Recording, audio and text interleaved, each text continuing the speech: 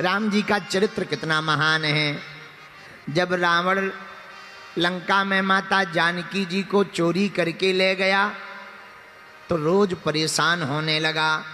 रोज माता जानकी जी के पास जाकर कहे कि हमें स्वीकार कर लो, पर माता जानकी जी स्वीकार नहीं करती। तो एक दिन टेंशन में आकर घर पर बैठ गया।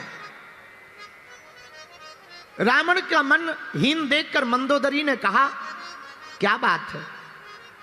रावण ने पूरी बात बताई कि भगवान की कृपा से सब कुछ है, बस इतने दिन हो गए सीता को लाए हुए, लेकिन आज तक सीता ने हमारी ओर एक बार देखा भी नहीं है। मंदोदरी बोली, बुरा न मानना, वैसे तो मैं आपकी पत्नी हूं, मैं नहीं चाहूंगी कि कोई और तुम्हारे जीवन में आए, फिर भी आप मेरे प्राणनाथ हो। तुम्हारा हित जिसमें हो, जिसमें तुम्हारी खुशी हो, मैं करने को तैयार हूं।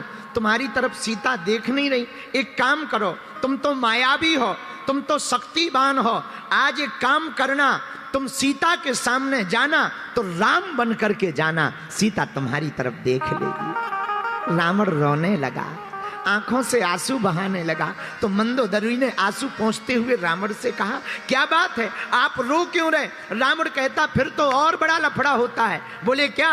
रावण कहता, मैं राम बनकर कई बार सीता के सामने जा चुका हूं, लेकिन एक खतरा हो जाता है। मंदोदरी बोली, क्या? रावण कहता, मंदोदरी, जब मैं राम बनकर जाता हूं तो तुमको छोड़कर बाकी स्त्रियां मुझे बहन के समान नजर आती हैं। ऐसा चरित्र है राम का, ऐसा चरित्र है हमारे रघुनाथ जी का। मेरे पागलों, ऐसे चरित्रवान प्रभु श्री राम। लोग कहते राम राज्य क्यों चाहिए? राम राज्य इसीलिए चाहिए, राम राज्य होगा तो भारत में स्त्रियों को भोग्या नहीं पूज्या माना जाएगा। राम राज्य होगा तो कदम से कदम मिलाने का साहस माताओं को प्राप्त होगा। हमारे राम राज्य में ही तो हुआ, राम सीता नहीं है, सीता राम है।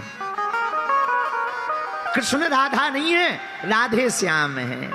इसीलिए मेरे पागलों, राम जैसा चरित्र किसी और का नहीं है। इसलिए राम जी के चरित्र को छोड़कर कहीं भटकने की आवश्यकता नहीं। इसलिए हमने चौपाई ली, जा पर कृपा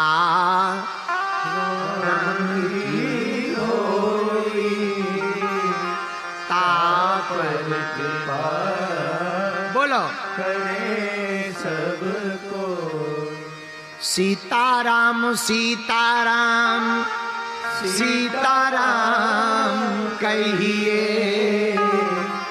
जाहि विधि राखे राम। बोलो बोलो, ऐसा चरित्र हमारे प्रभु श्री राम का है। तीसरी बार राम जी का चरित्र कैसा है? कल्याणानां निधानम कलिमल मथनम पावनम पावनानां पावनम पावनानां। राम जी का चरित्र बड़ा कल्याणकारी है। कथा राम जी की है कल्याणकारी, अरे कथा राम जी की है कल्याणकारी, मगर ये करेगी असर धीरे धीरे। कथा राम जी की है कल्याणकारी, भैया कथा राम जी की है कल्याणकारी, मगर ये करेगी असर धीरे धीरे। कथा राम जी की है कल्याणकारी, लेकिन मगर ये करेगी असर।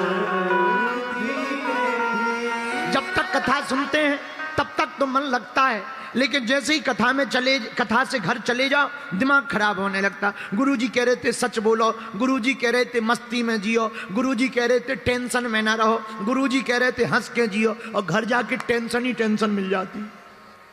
और किसी को देख के टेंशन मैंने ना मिले, लुगाई को देख के जरूर मिल जाती है।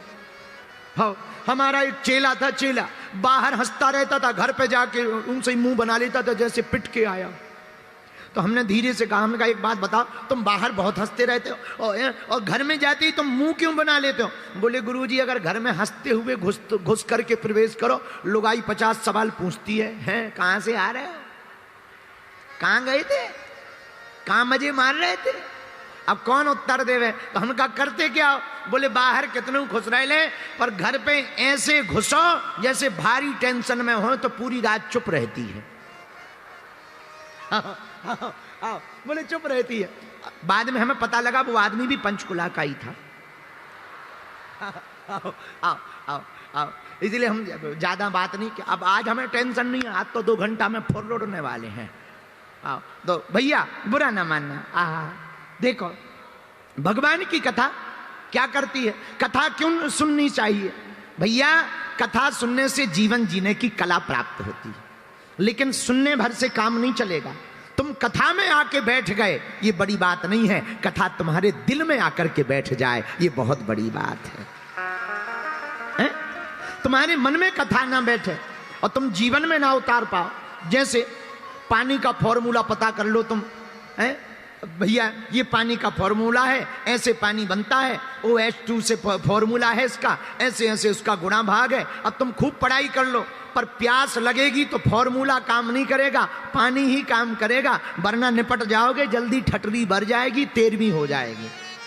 हाँ जी या ना जी?